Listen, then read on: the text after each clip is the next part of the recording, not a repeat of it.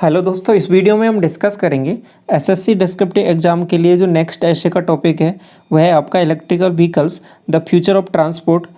इसको मैंने यहाँ पे दोनों मीडियम में आपके पास डिस्कस करूँगा, आपके पास इंग्लिश मीडियम में भी और हिंदी में।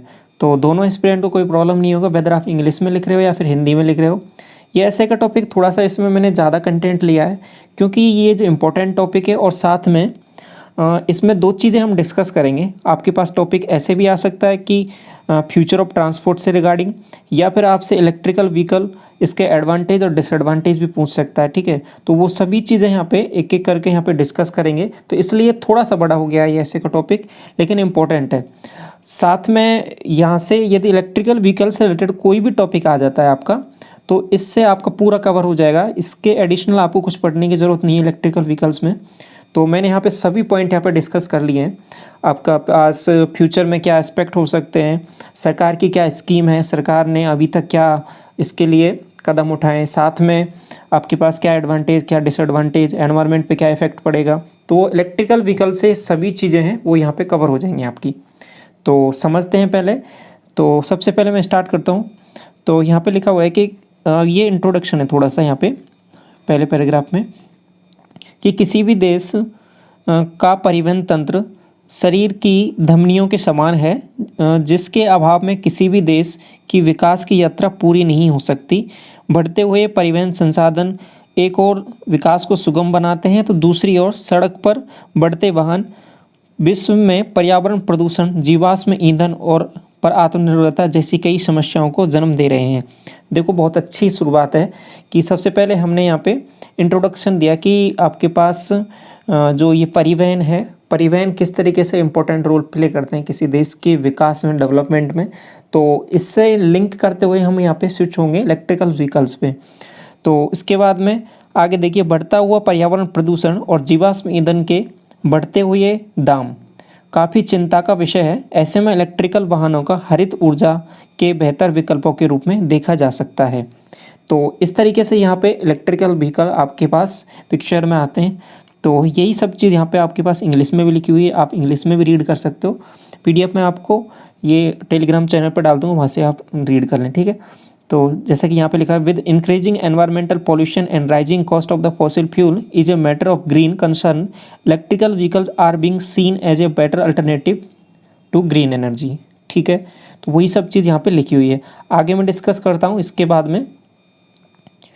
इलेक्ट्रिकल वाहन होते क्या हैं बेसिकली? इलेक्ट्रिकल वाहन आसान भाषा में ऐसे वाहनों को कहते हैं जो ईंधन के स्रोत के रूप में जीवाश्म ईंधन के स्थान पर बैटरी से संचालित ऊर्जा का प्रयोग करते हैं। ठीक है, जो आपके पास कन्वेंशनल जो फ्यूल है उसके रेस्पेक्ट में क्या यूज़ करते हैं, वो बैटरी से संचालित होते हैं, तो उनको इलेक्ट्रिकल व्हीकल हम बोलते हैं। तो इसके बाद में कुछ डाटा है यहाँ पे, ये आपको याद रखना, थोड़ा रिमेंबर करना है। तो इसमें क्या है कि भारत विश्व का चौथा सबसे बड़ा वाहन बाजार है व्हीकल के रिगार्डिंग बात करें तो। लेकिन यह बाजार वर्तमान में जीवाश्म ईंधन पर आधारित है। जो अभी फ़िलहाल जो व्हीकल चल रहे हैं वो बेसिकली कौन से हैं? फॉसिल फ्यूल पर आधारित हैं। तो उसके आधार पर ये आपके पास चौथा वाहन बाजार है। और अगर भारत में इलेक्ट्रिकल वाहन बाजार के रूप में परिवर्तित करने में सफल रहा तो इलेक्ट्रिकल वाहन बाजार के सुनहरे भविष्य का आगाज़ होगा। ठीक है, यहाँ तक 2020 की रिपोर्ट के अनुसार विश्व के 10 सबसे प्रदूषित शहरों में भारत के कुल 6 शहर शामिल थे। तो बड़े शहरों के साथ साथ छोटे शहरों में प्रदूषण की समस्या आम हो गई है। यकीनन इलेक्ट्रिकल वाहन इस समस्या से बेहतर समाधान हो सकते हैं। तो ये एक इम्पॉर्टेंट लाइन है, इसको आप ऐड कर सकते हो कि एक सर्वे के अनुसार 10 प्रदूषित शहरों में आपके पास भारत के 6 शहर शामिल थे। तो समझ सकते हो कि कितनी इंपॉर्टेंस है इसको इलेक्ट्रिकल व्हीकल लॉन्च करने की इंडिया में। तो ये सॉल्यूशन हो सकता है इलेक्ट्रिकल व्हीकल से ही। ठीक है, क्योंकि वो पॉल्यूशन इतना करते नहीं है और भारत में काफ़ी मात्रा में, बड़ी मात्रा में जीवाश्म ईंधन को दूसरे देशों से खरीदा है। कुल खपत का लगभग 85% तेल हम दूसरे देशों से आयात करते हैं। इलेक्ट्रिकल वाहनों के प्रयोग से जीवाश्म ईंधनों पर निर्भरता कम हो जाएगी। इससे क्या होगा कि मतलब जो हमारे पास जो जीवाश्म ईंधन है बेसिकली हम दूसरे देशों से ही मंगाते हैं, तो लगभग 85%। तो इससे हमारी डिपेंडेंसी क्या है, दूसरे देशों पे ज़्यादा बनी हुई है। तो जब ये इलेक्ट्रिकल व्हीकल्स यूज़ करेंगे तो ऑब्वियसली ये डिपेंडेंसी कम होगी। तो इसके बारे में यहाँ पे डाटा दिया है।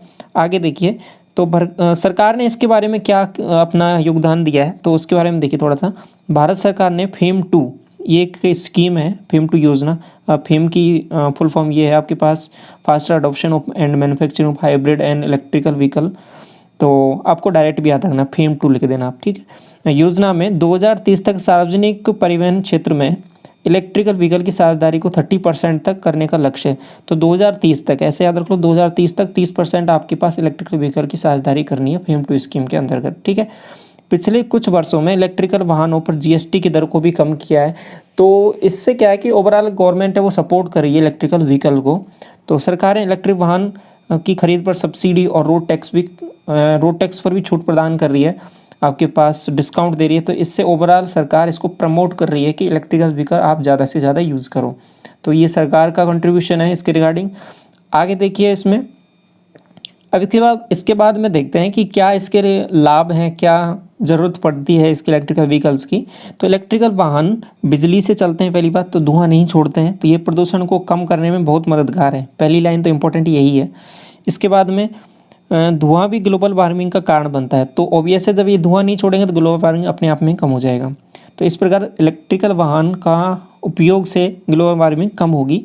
पेट्रोल, डीजल, सीएनजी, ये सभी आपके पास गैर नवीनीकरणीय है, प्राकृतिक स्रोत हैं, मतलब इनको दोबारा रिसाइकिल नहीं किया जा सकता। एक बार ख़त्म हो गए तो उसके बाद में ख़त्म हो जाएंगे। तो इन ईंधनों का अधिक उपयोग से प्रकृति के लिए अच्छा नहीं है। इस प्रकार प्राकृतिक संसाधनों के संरक्षण के लिए इलेक्ट्रिकल वाहनों का उपयोग में बहुत मददगार हो सकता है।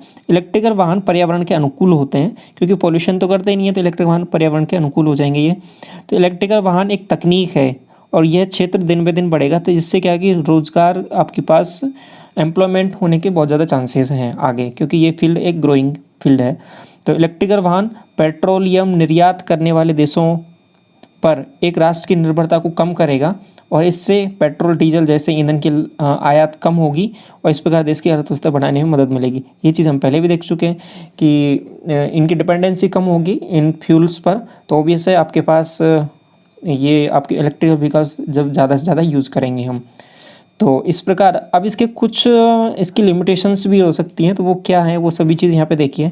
लास्ट में इसको कंक्लूड करते हैं कि जिस प्रकार पेट्रोल, डीजल की उपलब्धता बड़े शहरों से लेकर छोटे कस्बों तक आसानी से हो जाती है, देश में आज भी चार्जिंग स्टेशनों का अभाव है। तो देखो, पेट्रोल और डीजल के ये आपको मिल जाएंगे, जगह जगह अवेलेबिलिटी है, लेकिन अभी भी चार्जिंग स्टेशन उतने सफिशिएंट मात्रा में नहीं है। तो इससे ये प्रॉब्लम्स क्रिएट होती है, इससे इलेक्ट्रिक वाहनों से यात्रा में कठिनाई होती है। तो इलेक्ट्रिकल वाहनों को चार्ज करने में काफ़ी समय लगता है, जिसके कारण ये क्या है कि इसका प्रयोग में जटिलता बनी रहती है। जीवाश्म ईंधनों पर चलने वाले वाहन अपेक्षाकृत इलेक्ट्रिकल वाहनों का मूल्य बहुत ज़्यादा होता है। तो बेसिकली क्या है कि जो आपके पास ट्रेडिशनल, जो अभी तक कन्वेंशनल जो चले आ रहे हैं व्हीकल्स, उनकी क्या है कि कीमत आपके पास कम होती है रेस्पेक्टिवली आपके पास इलेक्ट्रिकल व्हीकल्स की हम बात करें तो इलेक्ट्रिकल वाहन की बैटरी में लिथियम का प्रयोग होता है, जिसके कारण लिथियम के लिए अन्य देशों पर निर्भर है भारत। तो अब इसमें जो यूज़ होती है वो बैटरी आपके पास लिथियम आयन बैटरी होती है। तो इसके लिए दूसरे देशों के कारण आपके पास डिपेंडेंसी भारत की बनेगी। तो ये भी एक अपने आप में एक चैलेंज है भारत के लिए। तो पारंपरिक वाहनों के कल पुर्जे यानी स्पेयर पार्ट दूसरे देशों पर हमारी निर्भरता 15 से 20% की है, लेकिन इलेक्ट्रिकल वाहनों में ये निर्भरता 80% से अधिक हो जाती है।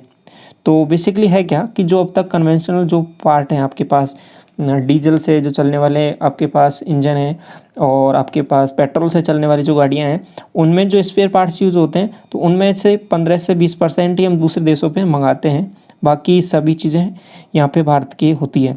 लेकिन इलेक्ट्रिकल वाहनों के रेस्पेक्ट में बात करें तो ये डिपेंडेंसी 80% तक पहुँच जाती है, जिसके कारण कल पुर्जे हमें देशों से मंगाने पड़ते हैं, अन्य देशों से। तो और उसके बाद में उनको भारत में जोड़ा जाता है। तो ये भी एक अपने आप में एक चैलेंज बना हुआ है भारत के लिए, ठीक है। तो ये सभी चीज़ें हैं जो आपके पास, कुछ लिमिटेशंस हैं, कुछ आपके पास बेनिफिट्स हैं। तो ये ओवरऑल ये इलेक्ट्रिकल व्हीकल्स के बारे में सभी चीज़ें हैं, और यही सब चीज़ यहाँ पे इंग्लिश में भी लिखी हुई है, आप आसानी से पढ़ सकते हो कि इलेक्ट्रिकल व्हीकल की डेफिनेशन है। Electrical is simple language, we call such vehicles which use battery powered energy in place of fossil fuel as a source of fuel.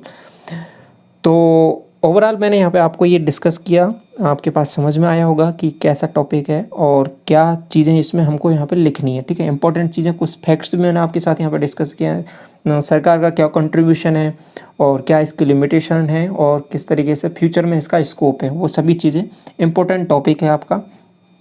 तो ये आपके पास कंप्लीट होता है। इंग्लिश में आपके पास यहाँ पे लिखा हुआ है सभी डाटा, मैंने आपको सभी चीज़ें समझाई हैं, आपको समझ में भी आई होंगी। तो यहाँ से आप इसको रीड भी कर सकते हो एक बार। तो पीडीएफ आपको टेलीग्राम चैनल पर मिल जाएगी, टेलीग्राम चैनल का लिंक वीडियो के डिस्क्रिप्शन में। और इससे पहले भी हम कई टॉपिक कवर कर चुके हैं, वो भी आप देख सकते हो, SSC descriptive exam play list है वहाँ पर जाके। ठीक है, तो इस वीडियो में यहीं तक रखते हैं। बाकी यदि आपको कोई भी क्वेरी रहता है तो आप कमेंट सेक्शन में पूछ सकते हो, टेलीग्राम चैनल पर जुड़ जाइए, वहाँ पर आप पूछ सकते हो। तो इस वीडियो में यहीं तक। Okay, thank you so much, all the best.